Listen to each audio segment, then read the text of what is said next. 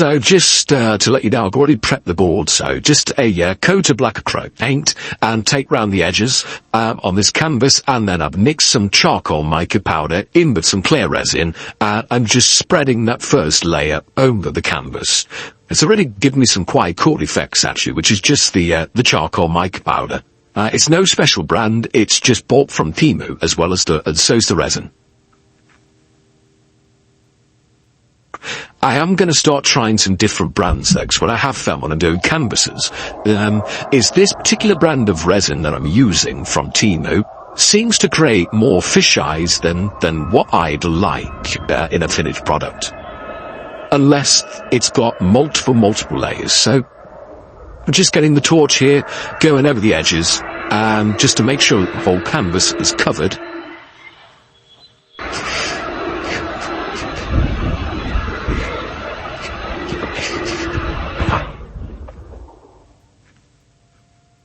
As you can see, it's already making some pretty cool effects with just the charcoal mica powder.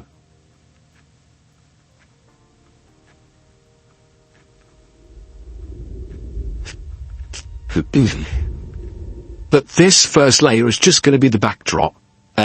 Although I do get a little bit carried away, as I think a lot of us resin artists do, and actually thought I'd see what this would look like doing putting a design in it. So, yeah, here's me just being a bit artistic, trying a few different swirls in it, just to see if that makes a difference to the effects of the mica powder in it, even though this is just meant to be the backdrop before we release the POT Noodle Grenade.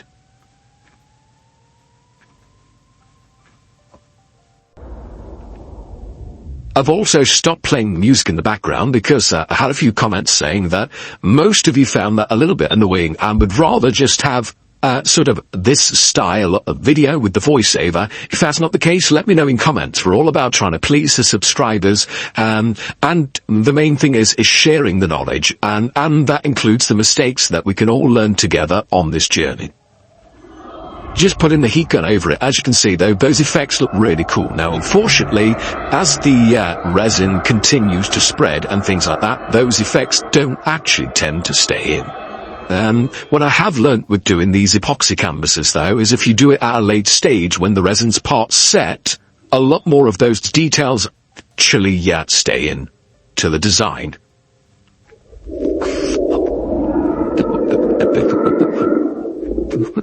Just torching it now, any bubbles, to get rid of any bubbles. Always make sure guys, when you work with resin as well, wear gloves, wear a respirator, because you don't want this stuff in your lungs.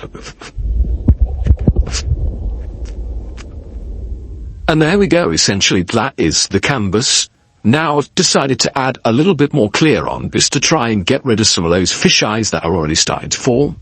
I guess that I'd perhaps put a little bit too much, not enough resin down, but I'm also going to try and get carried away here with a bit of a design, so it's good to have another clear layer on top.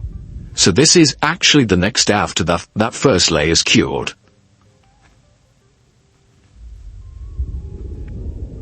And again, same as the first one, just spreading it on, no particular way, but trying to get an even coat.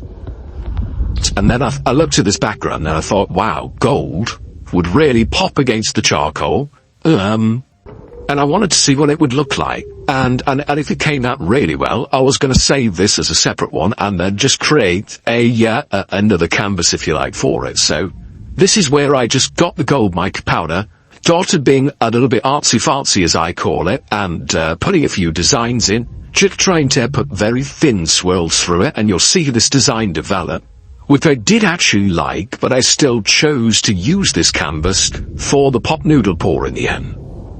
But you'll see, the best thing with resin is the more you play with it, the more you have fun with it, the more creative you are with it, the better your designs will get with it. And I mean, this to me, if I'd just left this like this and it dried like this, would look amazing in the right setting. So it can be very simple, and don't let anything put you off just trying it. It's not overly expensive if you get the materials from the right places, and it is fun. This is where I then decided it almost looked like a sun, so I wanted sort of almost like comets or tadpoles going towards that sun. in the design. And again, this is all ad hoc. I hadn't pre-planned anything. It was just me having a bit of fun with the canvas, because I actually liked the effect that the charcoal had made.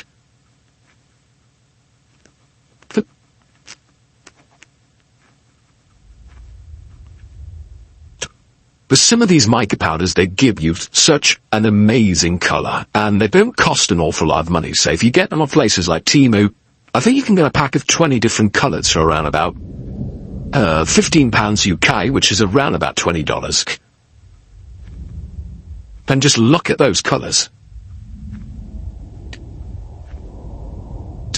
And the great thing with the mica powders is the different sort of effects that you actually get in the resin once it dries. I've got some alcohol inks on the way as well, so I'm going to be looking forward to doing a few projects, mixing those with the mica to see what effects we can get. And as you can see, I went a little bit overboard at this point with the gold. Yep.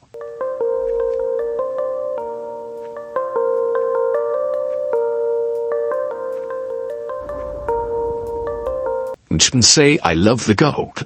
But this was where I started making some really cool, sort of interesting effects, just through having those striped lines and then getting the popsicle stick and just moving it through the epoxy. And this one actually gave me an idea for a future project of a line thing, looking at the designs that it made. So, again, just play around, have fun. But I think that looks so cool with that charcoal background and the brightness of the gold popping through and the different cells that I've already formed. So next day comes along, I looked at it, you can see some of those effects have gone, so I thought, no, I am going to use it for the POT noodle. Now, you notice that the part is slightly different from at the start, because me being me, I tried to put it together with epoxy, and epoxy doesn't stick to plastic. So I took the centre out, put a hole in it, because I'd still wanted to try this grenade effect. So the colours that I'm going to be using, I'm just showing now, so blue, mint,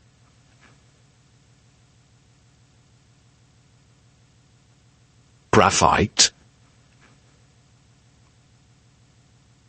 copper. Now this is an amazing copper colour as well. Again, that's just from Temu. It's a pink, or a red, I suppose you'd call it. A purple, and I've already mixed up some white and a little bit of charcoal. So the first thing I'm going to do now this is dried is just put another clear layer on. You should always do that when you're adding a layer, just so that it spreads well. But yeah, it's quite a bit of epoxy I'm using for this, but hopefully you'll agree it'll be worth it in the end. And as you saw an acrylic pouring video, which gave me the idea for this, and I thought, why waste a POT noodle pot if I can use it in a project? So just getting everything set up now. You won't know this, but I've got a very limited workspace, so half of the clear I'm actually pouring into the colours now, ready to mix. The other half throwing on the canvas to create that next layer, and then I'm just going to spread it over the same as I have done in the previous ones. Always make sure you wear gloves and a respirator when you work with epoxy.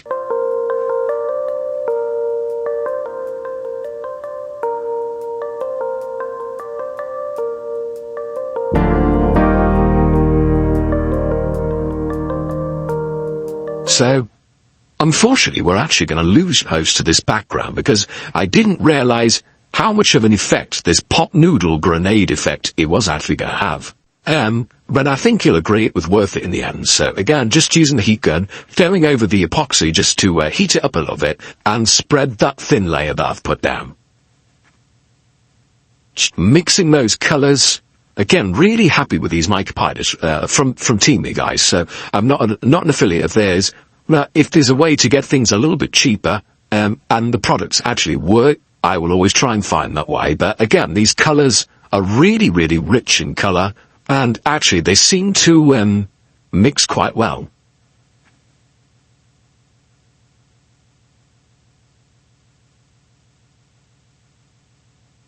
Here we go. hot noodle time, the moment you've all been waiting for. Hopefully it was worth it if you've been with me for the last 10 minutes. So just really putting the colours in randomly, trying to keep them in the centre of that pot with each layer, so it creates almost a bit of a ring form, and trying to put more white in than anything else in between the different colours with a little bit of charcoal just to try and really blend it a little bit. With everything that we've already done, no particular plan here. It's just to pour it in, see what happens, and have a pot noodle explosion spectacular. And you'll see what happens in a minute, but it's worth the wait. So I've left a little bit of the colours just in case I want to play about afterwards, but here we go, just lifting it up a little bit, and boom! Look at that colour release. Really happy with that, and the colours that I've used seem to coordinate with each other. A little bit of the epoxy left in the pot, so I just thought I would spread it round. I didn't think it would hurt the design doing it. But look at those mix of the colours and those cells already starting to form.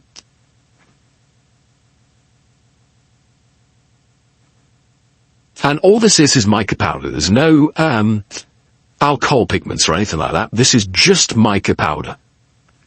So now I'm just tipping it and trying to spread it around the canvas, and that what you'll find is that slightly stretches the design and the effect, which I actually really liked with this project. Now you will get some overspill, and what I try and do is save the overpour that has formed to use in future projects. So even broken up and put it in coasters with some clear resin, it means that you're not using as much of your resin and you're not wasting anything. But there we go, just moving the canvas around to cover all of the corners. All the way up to the edge, that's why you put the tape on.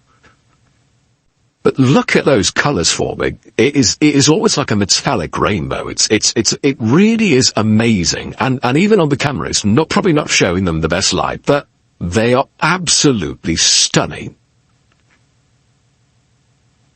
So at this point, I was really happy with the design, so I didn't really want to move it around too much more, so I decided to put the canvas back down, and now to get the heat gun on it, you have to warm everything through, and ever so slightly move the colours around, just so they can start that moving process. Now, I could have left it at this point, and you know what, I probably would have been happy. And that's one of the problems that I find. I don't know if any of you guys do, but put in comments if you do. It when to stop. And that's the thing. I think the creative part of us wants to keep going and wants to keep playing with it until we're 100%. And what I have found is you'll never be 100%. So here's me just using the rest of the epoxy that I had left after I've used that sort of pot noodle explosion to cover the canvas. Is to try and play again and have a few sort of different plays with different designs. I've been watching a lot of acrylic paint pour videos, trying to, I suppose, do similar effects with resin, but it's very difficult because of the thickness of the resin. But again, it's just about being creative here and having fun. So here I am just, again, using the rest of the little bits of colour that I've got left in the corners.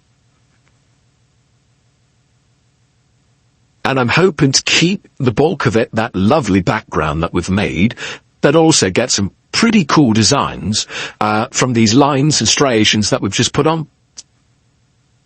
So again, just hitting it with the heat gun, making sure nothing stays as a big bold line, because I think that would actually ruin it. And actually starting to put a bit of power into it and actually move that resin around. Almost waves of colour is what I was looking for.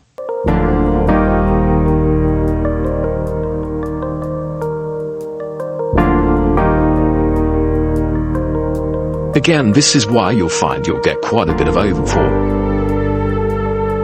I think I probably could have got away with a little bit less resin this time, but on previous pours that I've done, I've always done the opposite and done a few, not enough. Now this is me just playing with the popsicle stick, and what I really like about this is you'll see in the end, finished canvas, some of these sort of lines and wispy lines that I've created actually seem to stay in.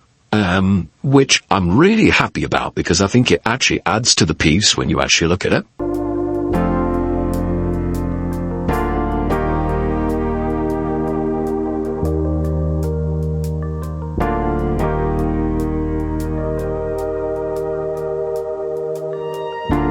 almost wanted to create, I suppose, a jellyfish-like structure here, or a creature with tentacles, just with just playing with it, and sort of what my mind was going to at this point. I think that's the whole thing with art. It can be anything you want it to be. And don't be scared to do it. You know, if it doesn't turn out, put another layer on. That's the beauty of epoxy, is you can always add another layer if you're not happy with the result.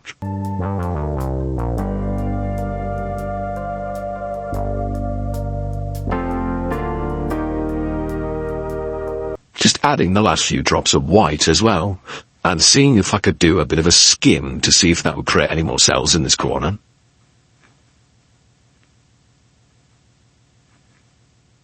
I am going to be trying in a future experiment as well. I've ordered some different oils which I've seen used to create more cells with epoxy, so again, we'll see how those go. Again, make sure you use your blowtorch just to pop any bubbles on the surface. But look at this. I'm really happy with this at this point. And I'm just hoping that some of those come through to the end product. And it all started with a pot noodle. You know, I actually saw in a Craig pour effect called the grenade effect, and I thought, you know what, I can do that with a pot noodle, and I think it would look amazing in epoxy, and I think you'll agree. The moment, this is looking pretty good, so you're gonna leave it.